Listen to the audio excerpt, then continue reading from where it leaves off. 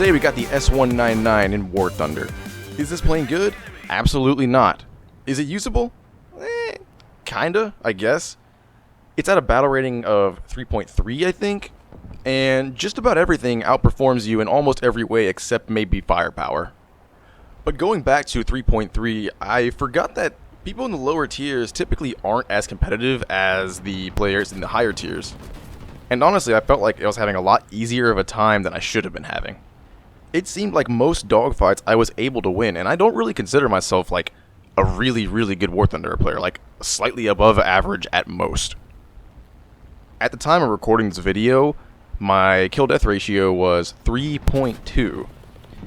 Granted, I didn't play this plane all that much. I pretty much just grinded out all the mods for it, got the Spitfire Mark 9, just because I wanted to be done with this plane. Now, I'm not too familiar with the history of the S-199 in real life.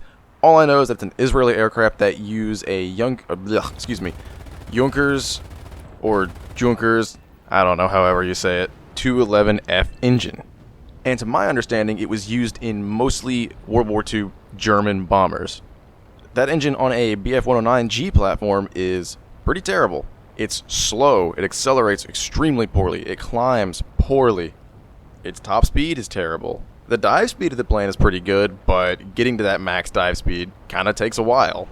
So you're not really gonna be out diving anybody because they'll catch you before you can get to your plane's rip speed. But all of that said, I enjoyed this plane quite a bit more than I was expecting. Everybody I've seen on the forums talking about this, they say it's terrible and completely unusable, but I don't want to say disagree, but I don't 100% agree with that conclusion. But it's still pretty bad, and it's not good enough to justify me playing this plane any longer than I have to. I guess there is one advantage to being really slow and underpowered. It's that people tend to overshoot you pretty often. They expect you to maintain your speed a lot longer and stay on your tail. But then they'll inevitably fly right past you because you were never fast in the first place, and then boom, you got your guns on target. I found that happened more than once in the time that I flew this thing. Okay, now, into the first match I actually wanted to show. I actually got into two fairly fun dogfights, which I was very surprised about. I never expected this thing to be a dogfighter by any sort, but it worked. Alright, first target is a P-39 incoming straight at me, so I'm going to take a few head-on shots and pull off so I don't get hurt. Couple hits, but no substantial damage at all. I thought he was turning around to pursue me right here, but he actually ended up going for my teammate. Which is great for me because I did not feel confident in that dogfight at all, considering both of our positions.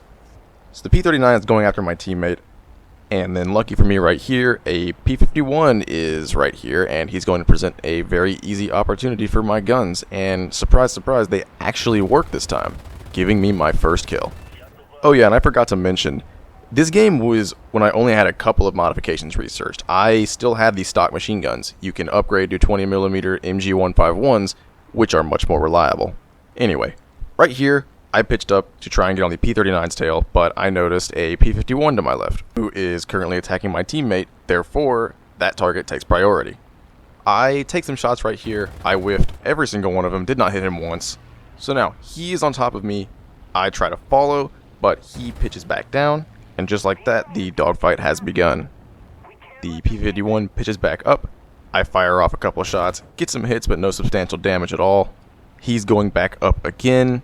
He basically is about to stall out, or at least almost stall out, which allows me to get a couple more shots in right here. But once again, with these machine guns, they don't do very much. And now I've completely stalled out, but luckily I'm on top of him, so I still have the full advantage. However, I was pretty much a sitting duck, and I was very lucky that he did not have any of his teammates around to finish me off. So he's about to go back up right now. I throw my flaps down to hopefully turn my turn circle a little tighter and bleed a little bit of speed just so I remain on his tail. So now I'm in a very good position. We are both basically at stall speeds, and I'm going to throw a little rudder in there to get my nose down as quickly as possible and be right on his tail. So now all I got to do is send some ammunition his way, set him on fire. He is going to be kill number 2 of the match. As you saw right there, I spent way too much ammo trying to secure the kill, which almost screws me over in the next fight.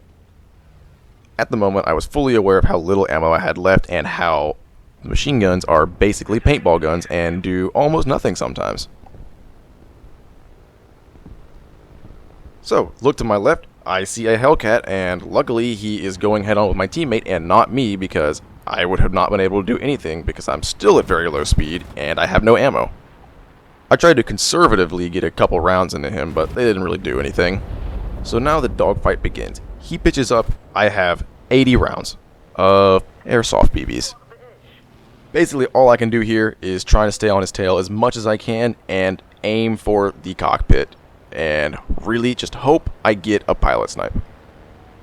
Get a couple rounds into him right here, and once again they do absolutely nothing. I'm still on the inside of this turn, so I'm going to send off a couple more shots. And of course nothing. And now, still a dogfight in full swing, I have less than 20 rounds in these machine guns. Right here I thought the Hellcat was actually going to run away back to his base, but it looks like he didn't realize that I still had a little bit more speed than he did. So he tries to duck around this mountain, shoot a couple more bullets into him, and as expected, nothing happens. And he almost hits the ground and dies right there. He turns back towards his side of the map. It looked like he was going to keep turning, but I think he hesitated or something and decided just to keep going straight and try to dodge my bullets. Have a whole 16 rounds of ammo left. I fully expected to shoot the rest of these into him and nothing to happen, and I was going to have to RTB. But I finally get the shot I need right here. I shoot it at his belly. I guess it hit a fuel tank or something, and it sets him on fire.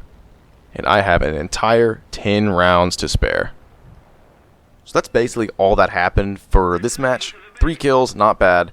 The last 2 guys that were alive were an A36 and a B25, and somehow they managed crashing into each other, which let us win the game. Which is a little annoying because I ended up going back to the airfield, rearming and chasing the A36 for 5, 6, 7 minutes, and then obviously I couldn't catch him, and him and the B25 just crashed into each other, so win, I guess? Honestly though, I was very happy with the way this match ended up turning out. 3 kills in the S-199 is pretty damn good, all things considered. Okay, to wrap everything up, this plane is not good. Straight up, it's not good, but you can't have good games in it. I don't think it's as bad as people make it out to be, but it's definitely not one of those planes I would seek out to play just for strictly enjoyment. I would much rather play a regular BF-109 instead of this weird knockoff.